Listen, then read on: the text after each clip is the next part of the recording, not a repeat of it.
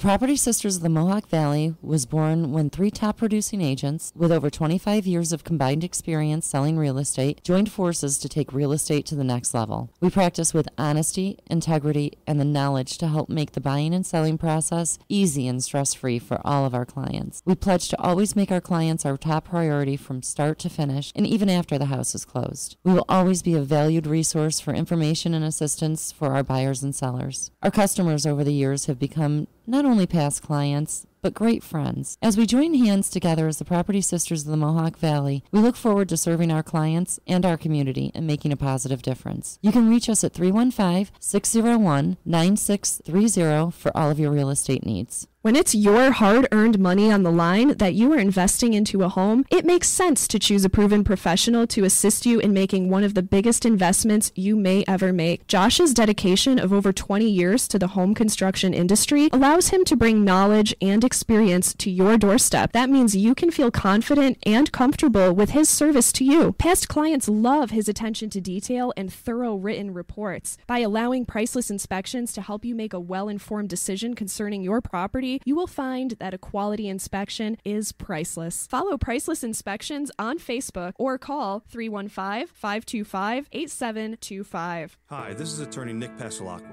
The team of attorneys I have assembled at Pasalacqua & Associates has been carefully hand-picked to include the best trial attorneys in the particular areas of the law that we practice. Have you been charged with DWI or any other crime? Members of our team include former assistant district attorneys, now fighting to protect your rights 24 hours a day, 7 days a week. Have you or someone you love been seriously injured in a motor vehicle accident?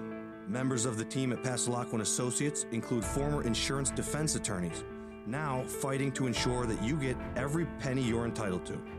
If you need legal help quick, don't waste your time or money calling anyone else. Remember, for legal help quick, you better call Nick and the team at Pasalacqua & Associates. 315-500-NICK or 315-500-6425 or visit cnytriallaw.com today. The following program is an exclusive Disruption Networks production.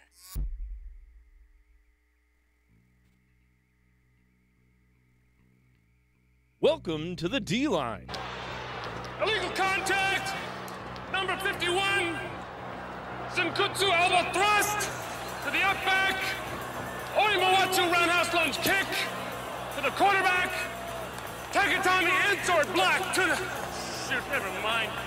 15 yards. First down. Live football podcast on the Disruption Network. You just got the feeling that he spelled the a-hole and then got it in the end zone. You find out life's this game of inches. So is football. And now, here's your hosts, Chicken, Caleb, and Sil. But they are who we thought they were, and we let them off the hook. Hey. What's up? Yeah. And welcome to the D-Line. How you doing? And I don't hear my mic again. There you go. Can you hear it? Yeah, that's a little better. Yeah, thank you. Had to do a little adjustment. Awesome. Welcome to the D-Line. This is our season finale, and it looks like it's just you and I today. Hey, well, that's how it all started. So it's no big deal to me. We play off each other well and with each other, so I'm not worried about it. Yeah, we play with each other pretty good. Right. Still waiting for the camera to kick in. It's just a nice. Oh little... no, that's my fault. Ah! That was my fault. There we go. Nice little black screen. I'm thinking, am I doing good? I'm doing. Oh, fuck me. I forgot the camera angle. Yeah, just me and you, Sil. Caleb got called away to work. Yep. We had a guest. He got canceled. His son had a lacrosse game, and tried a few other people, and short notice. Yep. Yep. I don't blame him. I mean, it's a nice, fucking great day out. Yes, yesterday too. Yesterday was beautiful. Yeah. So I took a ride up to my camp. And, oh wow. Yeah, I had to put in 4-wheel drive, man. It was did you? A little rough? Oh, it was bad. That truck was filthy. But it felt good to be up there and out in the nice weather. Right. Anybody else up there in that area taking care of the dead. Oh, really? I had to make my own tracks back there. Oh, nice. My camp is for everybody out there, my camp's on a dirt road off of another dirt road. Right. And it's a very seasonal road, so I had to put in 4-wheel drive and mud it. On the way back, I went down by the lake and stuff, and on the way back, I had to floor it. Because otherwise, I was getting stuck, and there's no cell service. There's no cell service. You're walking a few miles. Yeah, it would have been bad news. Oh man. But did you get to go out and enjoy the day at all, or were you stuck at work? Today all day at work, but the past few days that it's been nice. I go out in the back, play with the kids. Go on, let the kids go on bike rides, and I go walking with them and shit. So, a little ball off the roof game with the kids. Oh, nice. Yeah, they push each other around. It's crazy shit. You like the balls in. No. We have to start out. We want to give a little to Coach Zig. Yeah, when I first started semi-pro football, Coach Mike Zigarelli, defensive coordinator, and I played offense at the time, but, this was a guy who had so much fire and so much passion, and he was a hard ass, but he cared about you. He genuinely cared about you. He made me want to play defense. Yeah, he did. That's exactly, yeah. I'd sit there and hear his game plan or going over with the defense, and it's like, I want to be over there, Right. They so intense, and he rallied behind his guys so much. Yep. Like he would yell and he'd get in your face, but you wanted that. He got that fire out of you, and he respected you, and he treated everybody like that was his guys. Yeah, he coached how I would want to be coached. It was tough love, and it was just perfect. So big shout out to him. He rallied behind his guys. There's the repeat again. Hit buttons. So to the Zigarelli family, I'm really sorry for your loss. The football community. He spent the past few years coaching at UC. We've all lost a great man. So shout out to you, Coach. Thank you. Yes. Nothing more to say, man. You said it all. It was awesome. It's last show. A lot of good times over the year. Still not getting this down correctly. No, that's great. It's become normal as far as I'm concerned. I'm used to it. It's been fun. It was kind of a concept idea that we had. We talked about for years. Right. And then we finally got to do it, and we had a lot of fun. And next season when we start up, probably in August. Yeah. Ready for end of August. Yeah, I can't wait to defend my title, picking games. I really can't. and now that we got a bunch of shows under our belt, and I think we're gonna come up with some neat surprises for next. Yeah, I gonna be hitting the drop board. If you thought it was funny before, I've just got some good stuff. I can't wait to put in there. You've been holding off for the new. Right. Yeah. Well, once the season ended, I'm like, all right. Well, I don't really need to get any good drops. Waste any good stuff. Let's come with new.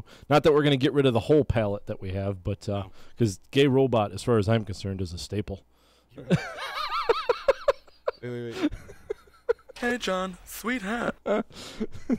So, and hopefully we can get some, new guests in next year. Hot lunch. Right. Yep. There you go. There's another staple. More guests. We're gonna, probably do some on location things. We got some of that in the works right now. Looking really forward to that because it's getting out there and being out in front of a crowd right before a game. Oh, yeah. Games or, hey, we might even be a Monday night game. Who knows? Oh. If you're throwing a curveball there. Well, yeah, if we can get Adeline off, we could do a little Monday night preview or something or during the game. Or get Adeline off. What did I say? Get Adeline off. Yeah. She's married. Oh, boy. Oh, look at you. You're getting turned all kinds of shades. I'm like, what the hell? Where do I go from here? That's pretty funny. But, yeah, we got a lot of things coming up for next season. We got some other guys that, right now we're handing off to the baseline. Yep. The Disruption Sports continues. We got the wrestling podcast, Wrestling Fandom Radio. Those guys are doing a great thing. We started a trend. Yeah. It's awesome. And I'm loving it. I love it. So I think come next season we're gonna have a lot of stuff to promote. It just started with us two, just bullshitting about football on a Sunday afternoon, and it escalated into this. Dave said it's good to see Caleb made it. Yeah. Right? The ghost of Gaffney, or I'm sorry, Caleb. Right. We tried calling Gaffney, but he's busy. Yeah. We were a little behind. And Dave, if you want to stop down. Yeah, come on in, welcome. Dave. You had a big draft this past weekend. Yeah, you did. I still think they fucked that up, though. I still think drafting the cornerback, Denzel Ward at 4, kind of threw me off a little bit. Yeah, I didn't understand that. That whole first round. Like, why not pick up Chubb then? You know what I mean? Like, Chubb was rated way higher. Right. You know, I get it. You had a need for cornerback, but you take the best available, or you trade down. Right. Yeah. They could have traded down and got some really valuable picks and more picks, and probably still could have gotten the same guy. Then them grabbing Ward set off a chain of events, to Chubb, because now Denver's staying fucking put at that point because Denver was looking to come out. Like Dave just said, no reason not to trade down. Yeah, and you're right, absolutely. At that point, if you're not going to go for somebody like Chubb, Barkley was already off the board. You already got your quarterback. Trade down. Yep. Unless they just didn't get good enough, value. I thought that, again, I thought they should have went Barkley number 1, and I think that and get your quarterback. The same quarterback. What the hell who they pick? Sorry, long day here. Right. Darnold went 2, and they still could have got Mayfield. Yes, I feel they could have got Mayfield at 4. Right, because Giants probably would have traded down unless they said that the Patriots were trying to make a play with the Giants to move up to get Mayfield. I don't know. Do you think that's Mayfield's a Belichick quarterback? I think the Jets got who they wanted. The Jets definitely got who they wanted. Right. So I'm like, at 4, you're fine to still get Mayfield and get your running back, and your cake and eat it too. I've been saying that since day one. I really thought they could have, because they wanted Darnold, and then they might have moved up, but they would have gotten somebody probably would have grabbed Rosen. Okay, so I don't remember exactly what didn't Cleveland did. They did draft a running back later. Typical fan. I watched the first round, and then the next rounds 2 through 7 were spotty at best. Alcohol. Look, hey, the Bears got that guy, and I don't remember who that is. Kind of thing. I mean, I think that's how most of us watch it. Yeah. 2 through 7, you just you check your phone, kind of thing. And as Dave said, he goes, Sashi Brown probably would have done the right thing and traded down. At least the rest of the Browns draft was a hell of a lot better. And you know what? I think kind of the same thing with the Bears. I think the Bears do better in the later rounds than they do the first 1 or 2. Hopefully. Well, no, actually, I'm okay with what the Bears did. I like the pick that they picked up this year, but usually we get that gem, like the Jordan Howard, was it 4th, 5th round? I can't remember how day 2 went for the Bears, but I know there was a wide receiver there, and was it the guard who the center who they're going to move to guard? Yes. Was he also the second round?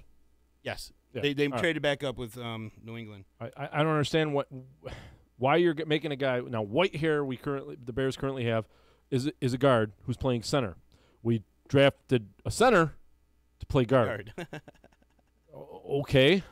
Yeah, it's a little weird, but I guess maybe they feel like this kid could learn easier, quicker, adapt to it. But then they did the Cody Whitehair. As a rookie, that's never played center before. Right. They had issues with the long snap, so I'm like, why don't you take somebody who's naturally made for the fucking thing? It doesn't make much sense. Gaffney says Brown's gonna Brown. Right. Gaffney, get your ass in here. Yeah, Gaffney. I would love to see how he feels about the Bills draft. They got a hell of a linebacker with Edmonds. And they got their quarterback that they wanted. Yeah, exactly. I think the Bills had a great draft. I think they did all right. I think they did okay with that draft. I like what the Bears did with the draft. All the way through, I think they did a pretty decent job filling some holes, getting some quality players. Yeah, I'm okay with it. You're reading some reports the Bears didn't fill the outside linebacker or get cornerback depth. Well, you can't. You only got so many picks, and you can't draft every single freaking position. So, it is what it is. Actually, I'm looking at one of the things you sent me here, and it says for the Browns, or I'm sorry, for the Buffalo Bills, their draft. Oh, they didn't give a draft grade. What? Where the hell do you find your draft grades on here? Wow, my links are really slow. Anyway, day 1. Okay, they do it like this. Overall B+. So they day 1 grade B+, day 2 grade B+, day 3 grade A. Okay. Right, and this other site I got from Super Bowl Nation. They gave the Bills a B-. So really? I can't argue with that. I mean, getting Tremaine Edmonds, honestly, that guy he's your middle linebacker. See for the that next 19-year-old kid? Yeah, he's your middle linebacker for the next 15 years. And Josh Allen. So now you really got two good quality players there, man. I think those are two guys you could really build behind. Yeah. They picked up defensive tackle Harrison Phillips, DB Tyron Johnson, and then a bunch of guys. Who knows? Austin Pearl. Is that Ricky Pearl's kid? I have no idea. Caleb. Caleb. Oh, way to fill in today, Caleb. We should get a mannequin to sit in there in front of. Oh my God, that would be awesome. Before we get into all the draft stuff, what about Witten? Oh yeah, so that's one of the things that Witten finally announced today that he's going to retire.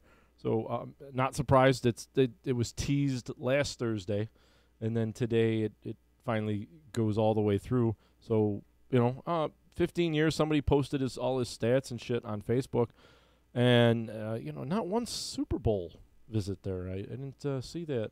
It is Ricky Pearl's kid. Is it really? Yeah. Cool. He's the Robert Horry of the NFL. Right. Like you think he's gone, right? And all of a sudden Ricky Pearl catches the game-winning touchdown. You're like, where the fuck did he come from? He was solid. He did it in Tampa. He did it in Seattle. He did it in the Rams. Was the Rams. Yep. Thinking of Wayne Corbett. He wasn't with the Jets. Corbett was. Ricky Pearl was. Ricky Pearl wasn't. No. Gaffney saying he loves the Bills drafts. Question marks are Allen, but the front office sees that enough there. I don't know. I think Allen's going to be all right. I think being the fact that they could sit behind, he's going to sit, I think, the first year.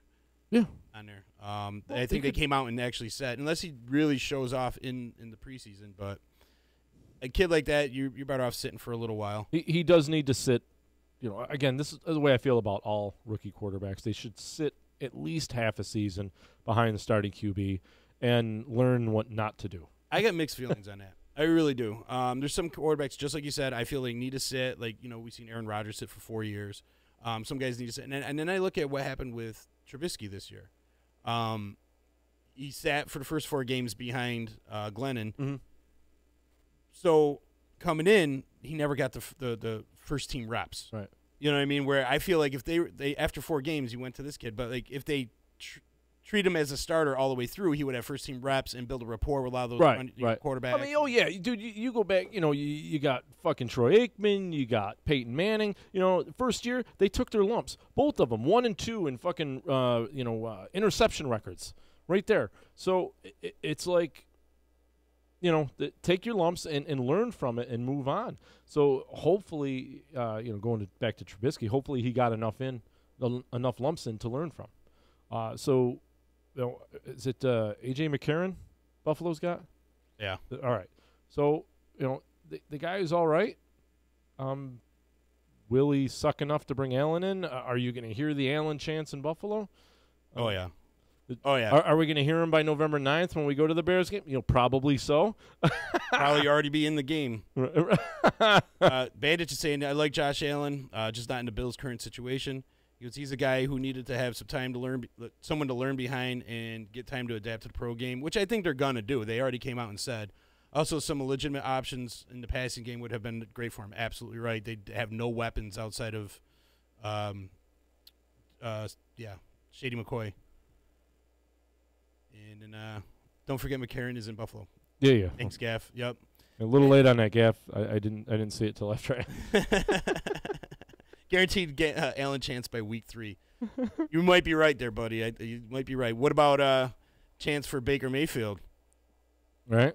I mean, I feel so bad for Tyrod Taylor because Tyrod Taylor, I mean, we're talking about a kid that led the Bills to their first playoff game. Right. In like what? No, he did it with his feet. He did it with his arm. His interception to touchdown to interception ratio is really he played really good. Smart ball, and he didn't have to rely on his feet as often as a quarterback of his style normally would. So he's a pocket passer. Yeah. He's always looking downfield to throw. Exactly. So I think I honestly I think it's a great move for Cleveland. They grabbed Is he turned to trade bait? They grabbed a line help too, didn't they? Cleveland, so to help protect. That's right. They got that lineman in the second round there, Hernandez, right? No, that was Giants. Oh, that was Giants. Shit, to help Saquon Barkley run. That's right. You see how much I paid attention to round 2. So many Bills fans' favorite player is the second-string quarterback. It's kind of pathetic. I think that's with the Browns too, buddy. Nathan Peterman. Yep. Peterman. Come on, you're gonna go with Peterman and AJ McCarron? You better. You better hope Allen is the guy. This being our last show, I really wish we could have done a highlight reel and go back to that week we were breaking Peterman's balls. I write that. Wait, what did he say? Gaffney said, "I'll write that down, Dave Bandage. We'll revisit in October." But seriously, how long do you think it's going to be before they start yelling for Mayfield? I mean, if Tyrod's doing okay, I don't feel there's going to be a need. I don't feel there's going to be a need for Mayfield calls. I don't. What is he going to do if Tyrod? Not saying Tyrod's the end all of QBs, but I'm saying he's good enough to, he's definitely better than Mayfield at this point. All right. So what is Mayfield going to bring to the table that Tyrod Taylor doesn't already have there? Nothing. Because again, I just said Tyrod Taylor is a pocket passer. I think who's mobile. I think Baker Mayfield might have more of that it factor. The leadership, that game-winning, game-changing factor, which I think that's all got to be earned. I think Tyrod does too. I've watched Tyrod put the team on his back and take it. Yes, right. He can do that. He is that type of quarterback. But you know how things are. If he has a 2-interception game, the buzz is going to be on. Put Mayfield in. Put Mayfield in. Right. Which is. I know. Well, this is again. Well, then that's either not Tyrod's game or Tyrod's having an off year.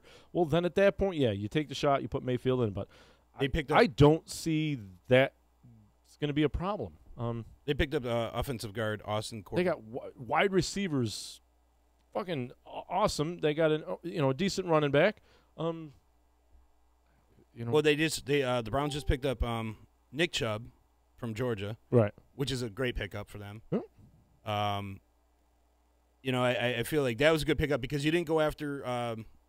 All right, so they did get a guard in the second round. You didn't get Saquon, but Chubb was a good run. Yeah, Chubb's yes. He's actually going to push Hyde for the starting job. Yes. So I think they made up for it, but still, I think if Baker Mayfield, I think has that it factor. And my brother just checking in down in Florida, he said Mayfield has that chip on his shoulder. He's a fierce competitor, which I absolutely agree. Awesome. And then people are talking about his character issues being a problem in the NFL, and I actually think no. I actually think that's a benefit to him. If you're a real good coach and you know that you can hone in his skills and feed into that, you want a guy with a little chip on his shoulder. Yes, you do. That little angst. I'm a diehard Boston Celtics fan. I look and see what Terry Rozier's doing right now. This kid was 4th on the depth chart, and he's blowing up playing 29 points in a game in a playoff game. You know what I'm saying? You got to give these guys a chance to step up. But I just feel bad for a guy like Tyrod Taylor because I think he's played well enough to be a starting quarterback. Well, again, you're going to see it through preseason and how they're playing and look to the third preseason game. Do we see an early season trade with Tyrod Taylor attached to it? I wouldn't do it. If I was the Cleveland Browns, you've got 2 solid QBs. I wouldn't. Honestly, the way the NFL is now and injuries after happen, the whole Nick Foles you deal, would be just ridiculous, silly. After we've seen what Nick Foles did in the Super Bowl, it'd be hard to. Yeah. But Cleveland, got a D end in later in the rounds, and this is what's weird. They grabbed a wide receiver. He must have been at that point. He must have been too high up on their board to resist picking with the wide receiver depth they already have. Dave's saying Nick Chubb's better than Saquon Barkley. Gaffney's like, come on, Dave. I've seen film of Nick Chubb. I like him. He's saying Barkley is Trent Richardson 2.0. No. No, nobody's that bad. No. Only people that pick him over the Browns. That with Trent, it was his psyche. It really was. He's a beast. That kid was a monster in college, and he was built like a freaking brick shit house. How do you fall from grace that bad? I have no idea. I mean, he just had no heart in it. Absolutely, you had to have no heart in it. Speaking of no heart, did Dez get picked up yet? No. But just announced Matt Ryan is going to be the highest paid NFL player. Basically a $150 million deal, 5-year deal, $30 million a year, $100 million guaranteed. Hot lunch. That's fucking insane. That is insane. You know what kills me is these quarterbacks that get paid like this aren't even in the top 5 fucking quarterbacks in the league. We're going back to the Detroit Lion. Yeah, Matthew Stafford, Garoppolo. I had Harrington in my head the whole time I was talking to him. I'm like, that's not right. That's not right. That's not right. No. Yeah, I mean, Stafford, Garoppolo, Matt Ryan. Matt Ryan is the best of those bunch. Yeah. But he's a perennial choker. And the fact that fucking Atlanta got Ridley. What the fuck? He went to the perfect fucking offense. Other than the Saints, it's right there for him. Now, kind of reminds me of back when Julio got picked up and they had Roddy White. Yeah. You had these 2 stud wide receivers, and Matty Ice is good, but for some reason they always end up choking. But when you look at like Tom Brady, Drew Brees, Aaron Rodgers, and they've got, and these guys are getting paid more than them.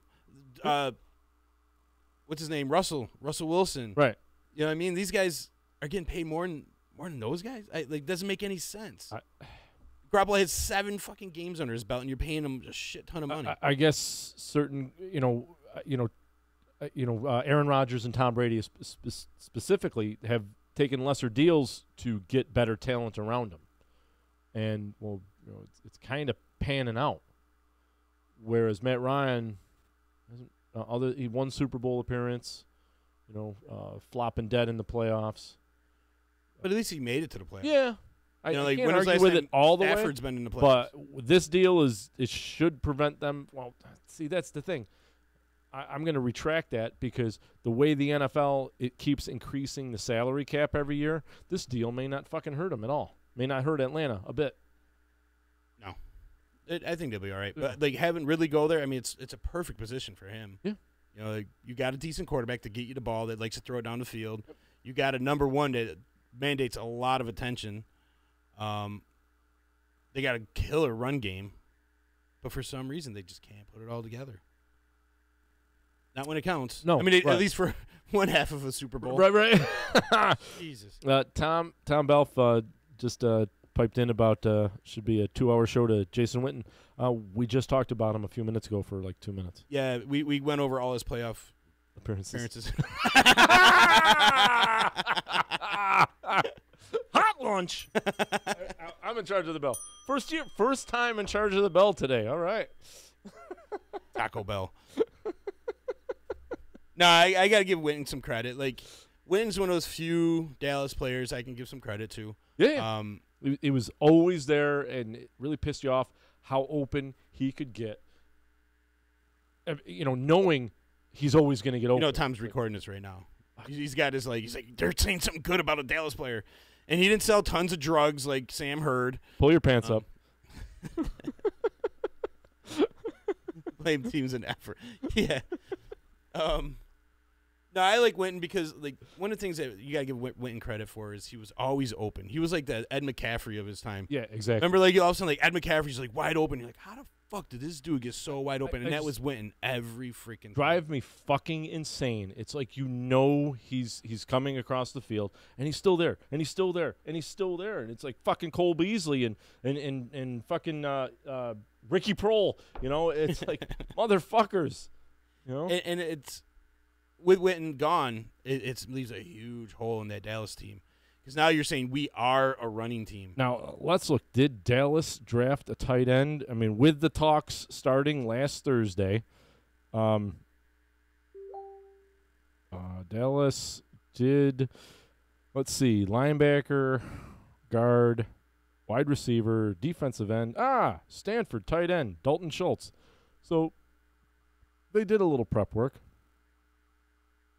Gaffney's saying Barkley's combined numbers were better across the board. Richardson had a way better supporting cast in college. And then Gaffney checking, he says Chargers were going to grab Edmonds at 17. Bill swooped in, couldn't believe it was still there. Yeah, well, Bills had a great draft, drafting back up in. Same thing with Baltimore. jumping in last minute to grab Lamar Jackson.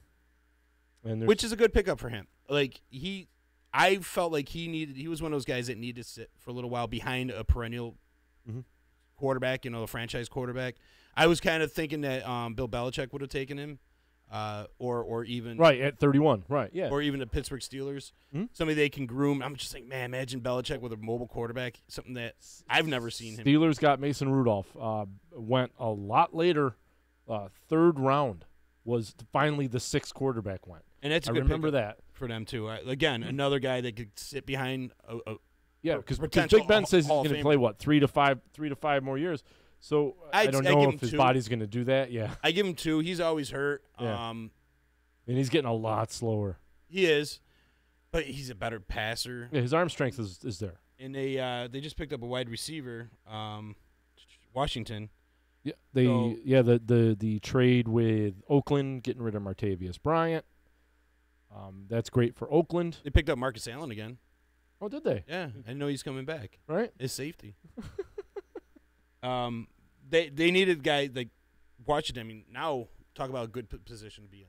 They traded Martavius Bryant, right? Which I called on air. I said there was going to be a trade for a player, and I said it was probably going to come from the Steelers. I was thinking it was going to be Bell, but I completely forgot all the turmoil that Bryant caused. Yep. But now that he's gone, you got Juju, and then you got Juju and Brown. Yep, they're fine still. So Brown's going to demand so much attention. You can't leave Juju alone. So that means this kid's running free, man. Right. Yep. And then you still got Bell there. Yeah. Man, that's a brutal offense. They offense. still have a hell of an offense, even with the loss. I mean, honestly, Martavius Bryant had a great year last year. I can't argue that. So that's why I think he went to a good place with a great quarterback. So it'll definitely benefit him. But I don't think it's, Pittsburgh should be able to plug and play another wide receiver in there with Roethlisberger. So. And then by the time Roethlisberger's ready to retire, I think he thinks he's going to go 3 years. I think after 2 years, and they see the maturity level of Rudolph, right? They're gonna they're gonna pressure him out, right? You know what I mean? They're gonna say, dude, it's time to go. This is one place you're not going to hear the cheers for Rudolph by third game. And most of these old Steeler guys, like we've seen it with or not Charlie Ward. The other Ward. Charlie Batch. No, not Charlie Batch. The receiver, dumbass. Bubby Brister. Ward. Anyway. And, you see these guys, they want to retire. They don't want to go to another team. They want to, and I think that with Rapusberger, I think he's going to want to stay as a Steeler and retire as a Steeler, which I think is. Yes. Yeah. And that's what was awesome about. Let's go back to Witten. 15 years with the same team. It's pretty impressive in this day and age. Basically, their only constant receiver. Yeah. I mean, he's the guy that you throw the ball into, he's catching. Right. I mean, yeah, they've gone through receivers over here. Irvin, Austin, Bryant. Witten's been there through all of them. Yeah. So all the train wrecks. Yeah. Right. But at this point, I can see why he wants to retire this year. They're not in contention. What they did in the offseason, what they did, I'm sorry, man. Their salary cap hindered them from doing anything. His best move, I think the Giants made themselves a lot better. Philly's still Philly. I think they're going to have a really good team. Yeah. I'm not really sure with Washington. I mean, to me, I think it's kind of like Philly lost their offensive coordinator and their punter. Yeah, I get it, but I still think they got a plan in place. Yeah, they're fine. And with Washington, still got Jim Schwartz. Washington's, I feel like it's almost a wash between Kirk Cousins and Alex Smith. It's going to be a battle for the bottom. I think Alex Smith's a more seasoned quarterback and makes smarter plays. But they still Giants should do a little better. Giants should do a lot better. Saquon Barkley is going to make a big difference on that team, especially now that they solidified part of the line there with Solder and. So basically, three-way scramble for the bottom. And then was just Philly right up at the top? No, I think Giants are going to. Really? You think they're going to? Oh, absolutely. You think Eli's going to just throw everybody on his back? And Eli doesn't have to put everybody on his back. He's got Saquon Barkley now. Right. You got a guy that could probably churn out 100 games on an average. And you take one to the house. Right. And right now they grabbed Hernandez, a little help at O-line. Eric Flowers. The revolving door. Flowers be thy name. I can't believe they kept that dude. I know. You know what I mean? Like, seriously, that guy was terrible. Yep. But, they got the same defense. They grabbed Ogletree from the Rams. That defense is still good. They still got some. Got rid of JPP, so that's where I thought they would have gone Chubb. But with Barkley on the fucking board there, you cannot pass him up. No, especially when you had no run game. Right. So let's go down to the Giants, and I fucking went right by him. Did they get a D end in the line? Linebacker. They got a D tackle, QB, and they gave him an A-. So I've got Saquon Barkley, Will Hernandez, which is the offensive guard, which is definitely what that is. I can't believe Will Hernandez went down. But the Giants did the right thing and grabbed him. Picked up a linebacker, Lorenzo Carter, a D tackle, B.J. Hill, another quarterback, Kyle Laluta. So he's just, from what I've read on that kid, he's decent. He should give Webb a run for the number 2. So, but I'm just really surprised no D end. Yeah, their grade for day 1 was an A-. Day 2, A-, really? Day 2, A. Great. Day 3, A. So overall, A-. How is that not an A? But I think Barkley helps him out on so many different ends. Yep. Like I said, it takes the pressure off of Eli. Now you got, Odell Beckham. Hopefully he comes back from the injury, healthy and ready to play as long as his mind's in it. So now what are you going to do? You're going to have to, you can't load up the box. They and that's another thing. No wide receivers. Everett Ingram. They went, wow. What? Well, Ingram's basically he could play the slot. You know what I mean? He's a tight end, but he moves like a wide receiver. And then you got Sterling Shepard still. And I feel like, you still maybe they do make a play for Dez. The Dez Bryant you put over there, now he doesn't have to be the number 1, which I don't think he is a number 1 at this point. He's number 2. Tom's over here saying that they picked up Rico Suave at tight end. He says he's got potential. Oh, Rico Gathers. Whoever the fuck that is. It's Hank Gathers. No, I'm just kidding. But yeah, I think the Giants really helped themselves in the offseason. They were injuries, man. They had a ton of injuries. I know. Well, that's the thing. Brandon Marshall's gone. So Sterling, What did he play? 4 games? Yeah. You know what I mean? So he never really built that rapport with Eli. He dropped a ton of shit. Giants got to do more for me to sell me on them being in contention for anything right now. I'm not a big Eli fan. You know that. But if Eli could just sucks ass. But you remember Eli with Tiki? When he would just drop it off to Tiki and Tiki would just take it 20, 30 yards. Barkley has that potential. He's a nice dump off out of the backfield. Yep. He's perfect for him. But he didn't have an Odell. He's no either. Nick Chubb for the Browns, but he'll be all right. Dave said Uncle Rico.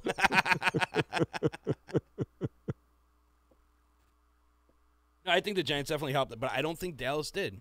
When I look at the Dallas draft, and Tommy Drama from Back Talk, he's a big Cowboys fan, and he was bitching about the Cowboys this offseason. Well, they didn't have a lot of no money to make moves. They got $300 in the hole, free up some money. Yeah. That's why I look at a guy like Witten. It's do you really want to struggle through another non-playoff year? You know what I mean? It's it's time to go. That's got to be exactly what was. Do I really want to go through this for mediocre when I can make more money sitting in a booth? Dallas is going to be cellar dwellers this year. Yeah, absolutely. Next season they're going to be bottom of that division. Between them and Washington, I think Philly makes a big run. I think the Giants make vast improvement. Now, you ask Ezekiel Elliott's dad, and I believe he just stated that Elliott's the greatest running back ever. Oh, really? Yeah. Is he related to Lorenzo Ball? Yeah, right. Lorenzo Ball. Yeah. Fuck that. Right. Where do you get off? I mean, you're 3 years in. Fucking Christ! Your son barely won the rookie rushing title. And he almost got beat up by a guy who played 4 less games. Right. It's there was a 5th round pick. Right. With no offensive line. No wide receivers. Philly actually had a really good grade too. They got all A's all across the board. Yeah, they stole that. They picked the tight end number 1, Dallas Goedert. Who was it? The DN, Josh Sweat. I think Florida State. So again, just bolstering their defense, making he's going to make them better. So they're going to be a record. They're gunning up for the Rams. The Rams are no joke, and so if they play each other next year, I can't wait to fucking see it, because that's going to be a hell of a game. Who's that? The Rams and the Eagles. Oh, I know. Rams, dude. Oh, my God. That's a team that scares me. Yep. I'm like, they scare me, but they kind of give me, like, a semi-chub. Because it's like, I want to see what that defense... Because they got potential to just fucking kill people. You got a bunch of bad dudes on that defense and bad attitudes. And everyone's like, well, how are they going to make... on defense, Bruiser, Todd Gurley. You want those attitudes on defense. Those mean, asshole, dirty players. You want a stingy-ass defense and a fucking hell of a running game. And you know what? They got a hell of a running game, a hell of a passing game, and now they got a nasty defense. Watching that game, it should happen. I don't know the fucking schedule. It's going to be awesome to see. Bandage. I get discussing the draft, but seriously, fuck discussing the draft too much. No one knows where the reality of the draft is for at least 4 years, and you're right. Right. But we have to talk about it because we're all excited about the new. Well, yeah, he's right about that. I mean, we were talking earlier. It's just like we're average guys. We don't pay that much attention to days 2 through 7. So why should we focus on it too much when we could talk about the mistreatment of cheerleaders of the Washington Redskins cheerleaders back in 2013, where they were forced to take topless photos in a calendar shoot. Forced? Would they hold them down and rip the shirts off? They were reassured that the pictures would not be used for anything. And then they were asked to be escorts later on for a FedEx Field suite holders. And again, they weren't asked. It was strongly inferred. But they still took their tops off and still acted as escorts. Right. So, but they were forced only because they showed the pictures. Yeah. Right. Yeah. They took their passports. Bandage just said. Oh, man, that's so messed up. And Gaffney says, Seattle versus Houston. You know what? I'm looking. You know what? Okay. Time out. I gotta say this. Seattle.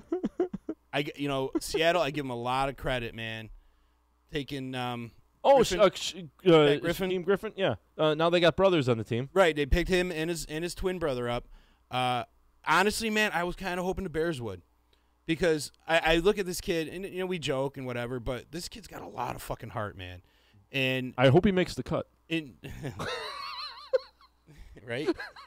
But like this guy, and we talk about JPP in a fucked up kind of way, but I think JPP kind of is almost like a role model in that sense that he's still playing without half his hand, right? And he's still doing it. He's still being a good, productive player in this league. Kind of opens the door for a guy like Griffin. I'm looking at the right chat room here. So now you got Griffin. He looks at a guy like JPP and he sees what he's doing, and the coach is looking and say, you know what, JPP's still a productive player. Let's take a chance on this kid. Maybe he can do something. But with that heart and with that determination and the fact that now you put him with his brother, you can drive him even further. You got to take a chance on this kid. Yep. I will take a chance on heart over talent any fucking day. I fully expect this kid to not only be a special team contributor, to be a starter on the field and a fucking leader. Guys will rally around this shit. I love the pick. He was what, 5th round, I believe. I'm kind of surprised it took that long. I really am. And what a great PR move. Yep, it is for Seattle. What a great locker room feel that is. You know what I mean? We talk about on the field stuff, but what about the locker room? That this guy's going to bring that spirit, that heart to the locker room. You know what I mean? That don't quit attitude. Sometimes the guy just needs a hand. Oh, too soon. But I love the fact that they picked this kid up. I love the fact they gave him a chance. I was hoping the Bears would do it just for that reason to motivate I do too. around him. Ryan Shazier, did you see that when he? They paid him. Oh, that's right. Pittsburgh just today announced they're going to pay him $8 million. And he walked out there. Yeah, that was awesome. That he walked out and did the pick. It was, his hip looks really jacked. I don't know if it's, hip back, my neck, my crack. And hopefully, Zach Miller will be doing the same thing. I hope so. The two guys that had so much potential, got hurt. Speaking of which, what do you feel about the new rules on the kickoffs? New what rules? They just coming out with new rules on the kickoffs that they're gonna do the running start and you can't do the wedge. Well, the wedge has been. They haven't allowed the wedge for years. That's what it said. They're not going to allow the wedge and no running starts. Kind of like a punt. Right. Well, you're only allowed to, what was it, less than 5 yards running start anyway, so now you can't even do 5 yards, At a stand, yeah. Yeah. Okay. I mean, they're just I saw that they said they're not trying to eradicate the kickoff, but to me it feels that way. I think they're moving towards it. Yeah, and which is complete bullshit because huge part of the game. You look at guys like Devin Hester; they can turn or game around just on a kickoff or a punt return. The whole battle of Mel Gray, just guys you would just have eliminated their entire career. Desmond Howard would never had a career. Right. Yeah. Yep. A lot of these guys, Biner, a lot of these guys were made their bread and butter. Bread and butter. And then you look at the field position game. It takes that all out of it. Yeah, it's like, do we want to see every team start at the fucking 25? No. I want to know they busted their butt the fucking play before to get to the fucking 45 on the opposing yard line. I got to get a beer because I hate to cut this point, but I want to get a beer. I know it's just you. Grab me a beer, too. Okay. We can't have the show without a beer. Come on, you know that. What were we just talking about? You threw me off with the fucking beer. Oh, with the kickoffs. Right. Yeah, I get it. That's where the most injuries are occurring. I just feel like at some point you can't pussify the entire sport. Right. We're going to turn this into golf in a minute. They're getting paid. They know what they're getting into. I understand that concussions are a big part of after the game and the effect of them. But that's the price you pay to set your family up for the rest of their life. Like Bandage just said, killing kickoffs and returns sucks a lot. And he's absolutely right. Mm-hmm. I mean, he just mentioned Josh Cribbs. I was just about to bring up Josh Cribbs. That's a dude, what happened to him? That dude was everywhere. I thought he was going to be the next Devin Hester. Right. Yep. He was actually stronger than Hester. And I thought he was going to break all Hester's, records. And I also thought he was a guy that they...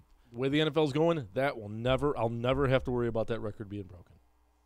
Oh, yeah, I know, right? So, because the way they're changing everything? Because then at that point, you just got punt returns, and, they may phase those out. And with how good punters are getting directionally nowadays, and a lot of teams are looking for directional punters to pin them deep. It ain't the old days of just fucking loft it up there and hope for the best. Now it's you fucking put it in between the hash mark and the sideline, or you're out of a job. So I'm still kind of mystified at the Raiders letting go of their punter. But speaking of Raiders, whether we were talking about Martavis Bryant, being traded over there from Pittsburgh, which, like I said, I knew there was going to be a trade, but I thought it was going to be Bell. I think that's a big pick for them. Who they got over there? They got Jordy Nelson. They got rid of Crabtree, and now they've got Bryant. 3 solid receivers. That's huge, right? And they're going to push each other. I think Jordy Nelson may find because he's older, he may find his way on the outside looking in. Third receiver there. Who's that? Nelson. Nelson, you think so? Yep. I don't know. I think Nelson might have a resurgence. I think he's. I'm almost willing to bet it was just the rapport with Rodgers. We will see. Whether I'm right or wrong, we'll see if Jordy Nelson was a product of Rodgers or is he that good of a receiver. Yeah, but remember, Derek Carr is not a slob. Derek Carr's a really good I'm not quarterback. saying he's a He's slouch. probably one of the better quarterbacks in the league, young quarterbacks in the league Right, now. yeah. And then you got John Gruden as the coach now. He's an offensive. offensive. I'm not going to say genius, but He brought two of his same team. He played himself in the Super Bowl. Yeah. You know what I mean? Like, the dude can coach. but he's a 500 coach. What do you mean? His record's like 500. Well, he had the He Raiders. does have a Super Bowl win. Don't get He me had wrong. the Raiders and he had The the Bucs. Bucks. They weren't very good teams before he grabbed them. Although Right. Dungy had that team playing pretty well for a while. Yes. But I think he would find great use for Jordy Nelson. I mean, those are big receivers. Him and Yeah, a big receiver. big receiver yes. core. If he took any receiver from Green Bay, he took the tallest. I believe. So Yeah, that's I can't see that not working out for him. we'll. And then you got they're kind of I'm willing to go on a limb and say I think Jordy Nelson was a product of Aaron Rodgers. I don't think he'll be as successful. I think he will be one and done in Oakland. wow. You heard it here first. I can May see 3rd, why you would 2018. say that. I mean, historically, the Green Bay wide receivers, once they leave Green Bay, they don't really They mount poop to the bed. much. Right. Javon Walker comes Donald to mind. Driver. Driver. Well, did he leave? Yeah, he left. I thought he retired as Green Bay. Oh, I don't know. Um, And again, we're average Joe fans. but I see Could what be. you're saying. This is why I fucking Caleb. What do you think? This is why I need Caleb here because he knows, and I don't question it. I know he knows. It's like me. It's like I'm 50-50 on everything I say. Speaking out of my which, mouth. that asshole was supposed to send us his thoughts, and he did not. But I like the Raiders pick there. I think with the Doug Martin and Beast Mode there, it's a big. Their question mark is their defense. Walker went to Oakland and them. What the fuck? Iddle of the awfulness. I can't see what you're seeing. So. Dave said Walker went to Oakland in the middle of the awfulness, but I think he went to Broncos first. I think he went over to Broncos first, shit the bed, and then ended up at Oakland, which usually what happens with people after they shit the bed, Right. like Randy Moss. Yeah, he shit the bed at fucking Oakland and then went to fucking New England and set fucking wide receiver records. What he said about I think it's about Josh Cribbs. He was Hestered. He was in amazing special teams. Amazing special teams return guy. Then they decided to try him at wide receiver. He got hurt and injuries piled up. Add in the neutering of the kick and return. Dude, people keep popping in. it's just knocking Dave. Neutering the kick and punt returns, and he faded away. Still an awesome human though. I thought he went to like the Colts for a little bit, and then he just kind of I think he got injuries and kind of went away. Oh, there's the pens. I forgot a pad. Dave's like all bitching because I was making fun of his typos. But yeah, I thought Josh Cribbs was going to have more of a career than he did. He says that's Hester. Hester. I thought he said Hestered. Anyway. Yeah, it's Hestered. It's a past tense of Hester. Anyway, I think of Hestering. I think Oakland's going to do a lot better this year. I think they're going to. But oh yeah, they that division's injuries. tough. Yeah. Injuries didn't help them this past year. I think Oakland is going to have a resurgence. I think they're along with Kansas City. I think they're going to be in contention. The jury's still out on Denver, even though I'm a Case Keenum fan. Casey? Yeah. Well, look at their pick. They picked up Chubb. Right. So their defense is going to be sick. Now, who do you block, him or the answer is yes. Von Miller? Right. You know what I mean? It's their DeMarco Ware. Their answer for DeMarco Ware. So, man, and they got. It's going to be tough in the AFC West. It's going to be a fucking battle. Who they got for running back now? In Denver, that guy. I know they got rid of C.J. Anderson. Orange on his jersey. I know they got rid of C.J. Anderson. And then Case Keenum, I think, is a big pickup there. I don't know. I think Denver with that defense though, they're tight. I'm trying to find out if they actually mentioned who they got as running back. I thought they picked somebody up at running back. Are you looking? I don't want to leave dead air. Saints, did they do anything? Edge rusher Davenport, so they're looking to solidify their defense. another wide receiver, an offensive tackle, a safety. Safety. Another DB. Oh, yeah, you got to replace the guy you whiffed. And then they just went all over the fucking place. They gave the Broncos A's all over the place. Bradley Chubb, Cortland Sutton, running back, Royce Freeman, Isaac Yiadom. Yeah, that Chubb pick, though, that's going to be a monster pick for them. Yep. It's going to cause a lot of problems. He went to 5, and they didn't move, and I don't blame them for staying put and just going yoink. They took the best player available, and teams are going to be pissed. Teams are going to be pissed. I mean, it's hard to like Dave mentioned earlier. These we don't know because Jordan Howard's picked like fourth, fifth round 2 years ago. Right. Nobody really seen. He had 2 other guys in front of him that were going to be Kadeem Carey and that other dude is not even in the league right now. Which was like number 2 pick I think from a couple years ago, and he came out of nowhere and just ended up crushing it. Yep. So that's who I'm kind of looking for is that out of nowhere guy. That guy that's going to come up out of obscurity and really kind of turn the league over. And I don't know. I'm thinking that kid from Pittsburgh might do it. Well, I'm thinking tight end Baltimore drafted. I think they got their Todd Heap back. Hayden Hurst. I think Hayden Hurst is going to have a good year. Bandage is saying Chubb and Miller is going to be a brutal. Most amazing quote I heard about it. David Carr is on his gig at an NFL Network was like, yeah, I don't like that pick at all. Very bad. Because your brother's going to get crushed. Mm-hmm. And that's it, man. I mean, that kind of like the Ingram and Bosa. I mean, who do you guard at that? Yep. I mean, those guys are beasts. And yeah, San Diego went out and grabbed a safety. So they're making their defense. They were a little porous last year. They're making their defense better. San Diego could make more of a stand this year. Offensively, they were fine. Just defensively, they were letting up too much. So yeah, Oakland's first pick was an offensive tackle. In all the needs you have on offense or on defense. No, because Carr was constantly getting fucking pressured last year. So I think they did the right thing. Yeah, Oakland got a bad draft grade, I believe, whereas I feel O-tackle was probably where they should have gone.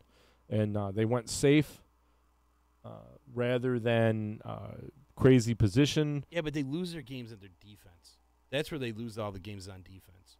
And when are you – I mean, they got Khalil Mack. I mean – But Colton Miller was expected to go, mid-first, so it's not a reach.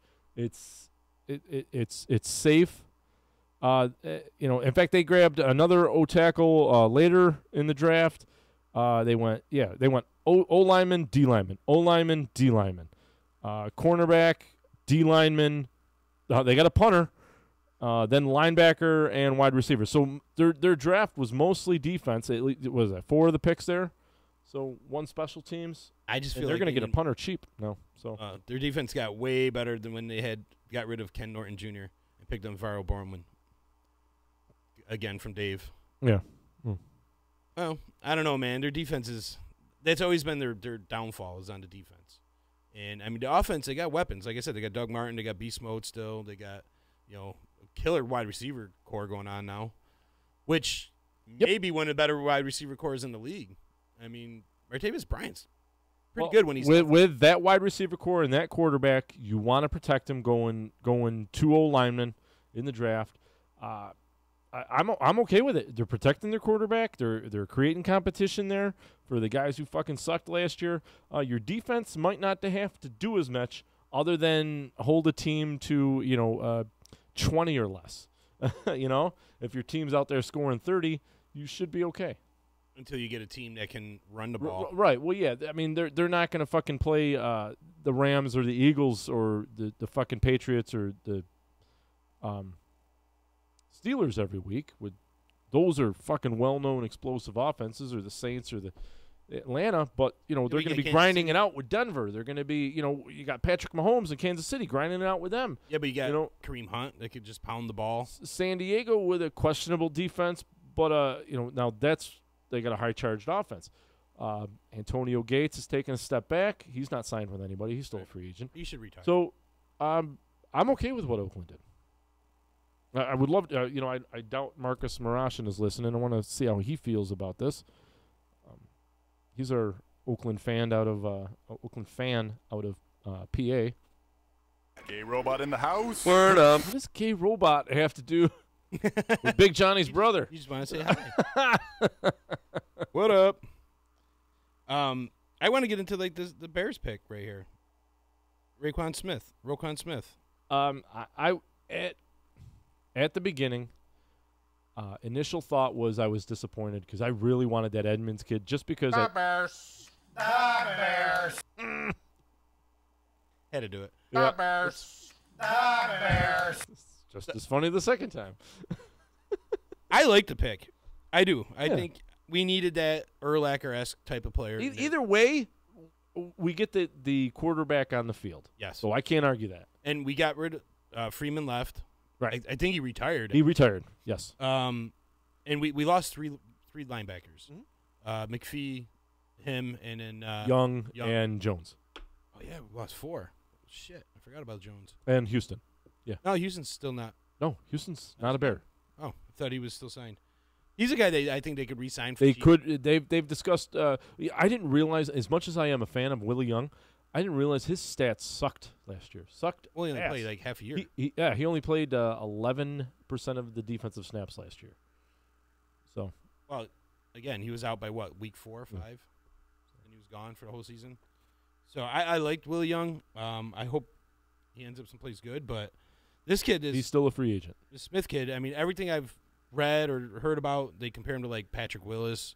They said he's right along the lineage with Urlacher, and they said actually he could probably cover just as well as Urlacher could, and sideline to sideline. Right, which is great. Well, he's young, and he's hungry, and he can play. He's a little short. I think he's tiny like bit. There's questions about him getting off blocks, but with any young middle linebacker, there's usually that question. That was the knock on Urlacher. Yeah, that he can't fight off the blocks, and then he became one of the best linebackers to take on blocks. Well, I remember seeing games even when Urlacher was in his prime.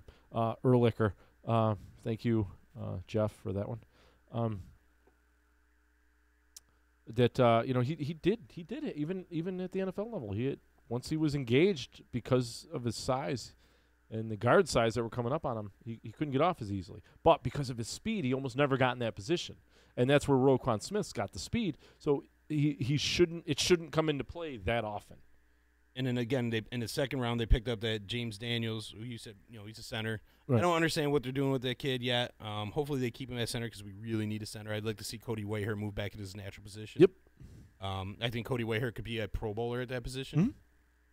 Yeah, if you're looking to replace Sitton, why not put guys at their natural fucking spot? I mean, look at the fucking film. Shotgun snaps were, every 10th snap there was an issue with Whitehair.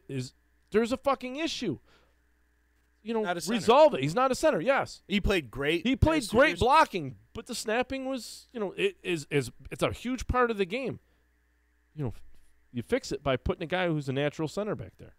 They came back and picked up Anthony Miller again in the second round. Right. Which everything I'm reading is this kid can ball. I'm expecting Kevin White to not be on the team because of that pick. Anthony Miller and then this Javon Wims that they picked up late, like the last pick of the draft. Whoop, sorry, I grabbed for my mouse and I hit the bell. They said this kid he's big. They said he's a big wide receiver. They basically said they stole him. More competition. I fucking love it. I like their picks. They went, picked up 3 linebackers. And they didn't pick up Kevin White's 5th-year option this past week. Make him play for it. Yep. We seen what happened there with Kyle Fuller. They didn't pick up his option, right? And the kid balled out, right? And he they got an extension. Absolutely. There you go. And you know what? That's good proof to White and saying, listen, you ball out this year, you might extend your contract. Mm-hmm. But if they do, give him 1 or 2 year contract. Don't give him a long-term contract. Well, no, 3 years. I would still maybe one or 2. Well, with the second-year deal, you could go up to 5. I mean, look at fucking, Matt Ryan. This is probably his 3rd contract. This kid though would have to Pro Bowl level, I think, to stay on the team. You know what I mean? Like, you can't just have like a mediocre season and just last. Oh no, see, 1 year, no. This kid's gonna have to like really come in and blow the fuck up, full the doors, because he's been hurt the past 3 seasons. Yes, so yeah, he'll get played 4 games his whole career. You know what? I agree. 2-year deal. Yeah, you know what I agree with you. It can't be anything long term. It's got to be like a show me, maybe a franchise him or something at that point. But I ain't wasting a franchise on that. I'm just saying, even if he blows, if he goes all out, fucking performs, 2 to 3 year deal tops. I wouldn't even go 3. 2 years. The way the kid's like always been hurt. Glass Joe. Yeah. And it could be flukes. That's kind of what's going to happen. I got a feeling like, White's going to a fluke. He's going to go to another team. He's going to get healthy. No, I never worry about that. I always have, but you know what? It almost never ever happens.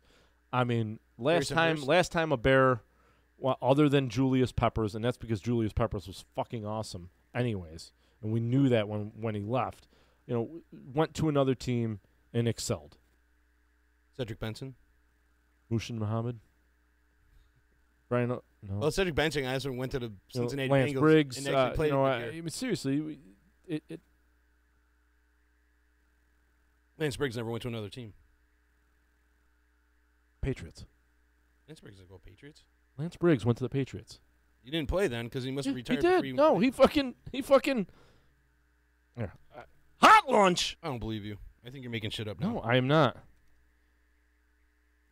I think I typed too many Lance Briggs Wikipedia. Here we go. And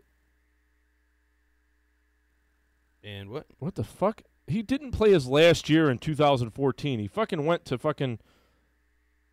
What's that? Hang on. Played injured in week 5 and his groin muscle against the Detroit Lions. He retired on September 2nd, 2015.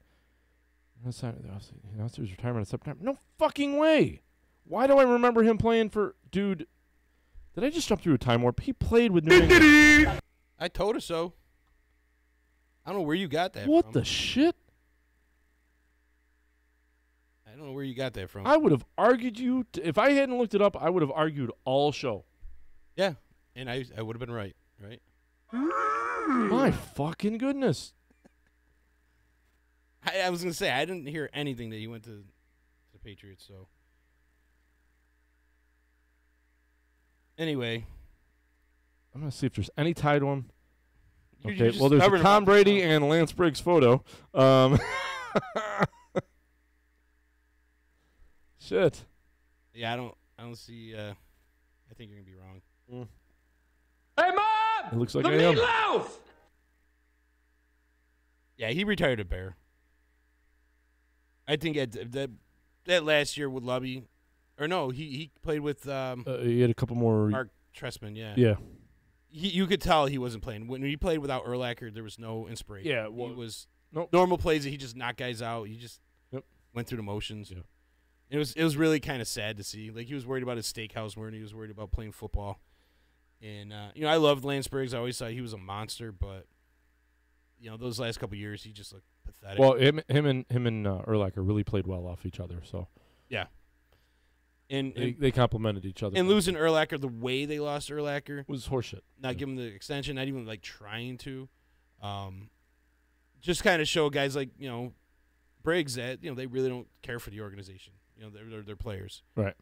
So I can see why he was a little. And then Matt Forte leaves, but Forte and Hester retiring as Bears, right? It's good to see. A CFL team cleared some cap space potentially for Johnny Manziel. Johnny Manziel's domestic report was released this week for his incident in 2016 where he struck his girlfriend in the face with an open hand. He ruptured her left eardrum. She feared for her life and went and grabbed a knife. He fled, and then she went to neighbors and screamed, "Johnny Manziel just beat the shit out of me." Oh, shit. Yeah. So he's facing, if he's trying to get back in the NFL, he's not gonna. Now that this is leaked out, so the fact that people are still thinking that Manziel is gonna get an opportunity in the NFL before Kaepernick or Eric Reed, no, Reed should be a fucking safety in the NFL. I'm blown away. I wish the Bears would pick him up. Well, and here's the thing that I say the same thing with Kaepernick is regardless of what you feel about this stance or whatever, this is a business. And if you're going to sign a guy to your team and you get the potential of losing half your or even more than half your fan base, you know how much millions of dollars you're going to lose? Right. And Kaepernick should that's one of the things we try to avoid in this topic a lot the whole season. But this last show, so fuck it, I'm going to say it. I don't have a problem with his stance. I have a problem with the message that he brought out.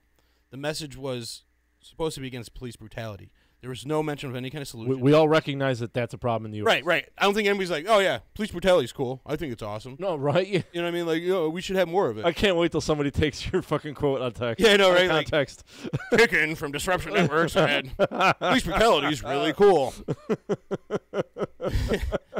You know what I'm saying? But, like, we know it. It sucks, right? So what are you offering to combat that? Like, what's your solution to this problem? Let's step up. Let's create a public program. You absolutely did nothing. You sat down. You know what I mean? I get it. He has other organizations that, got more recognition because of this, but you divided the country in so many different ways. You hurt this sport that you so-called love. You know what I mean? You hurt your career. You hurt the sport. And the sport had nothing to do with it. I know, right? That's the thing. You're right. Everyone's going after the sport now, and the sport had nothing to do with it. They weren't beating people up on the streets. Yeah, do they do things that aren't the most honest? Yeah, absolutely. But they did try to hide up cover up, yes. Yes, and his message got so fucked. You know what I mean? Now people are saying that he's against military and all this shit, and it had nothing to do with that. And he disrespects his country, he hates his country, and then other people were jumping on board. And the message got so misconstrued that it did no good. Yep. It's like me walking into church and like setting on fire and saying, I don't like Taco Bell. Yeah. Let's end racism. Like, whatever. The message got so convoluted with all this other bullshit that all these people want to do was fight more. And you know what? Fuck you, Mr. President. You could have definitely just shut your mouth and not even acknowledge it. No, let's not even get into it. You're right. Or you could have just under this. Or you could have just sat there and said, you know what? Let's call him in. Let's come up with a He I agree. He added fuel to the fire instead of looking for a resolution to the problem. He added fuel to the fire, and it's like, wow, it is. And also, what a leader's supposed to do. Exactly. He could have recognized it as okay. There's an issue here. I get it. Police brutality is an issue. I get it. What are we going to do? Let's work together. And they could have came up with public awareness on police procedure.